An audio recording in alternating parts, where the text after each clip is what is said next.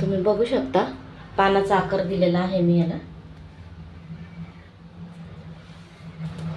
Shoulder घेतलं मी इथं 6 inch shoulder घेतले, आर्मोल 6 इंच घेतले, गळारुंदी घेतली मी 2.25 इंच, ही इथं मी 2.5 इंच घेतलेला आहे।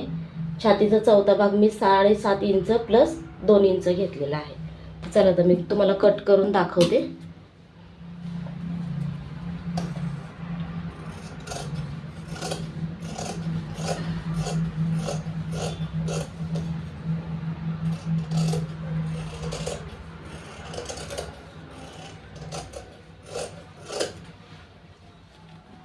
साईडला ठेवायचं आहे कापड।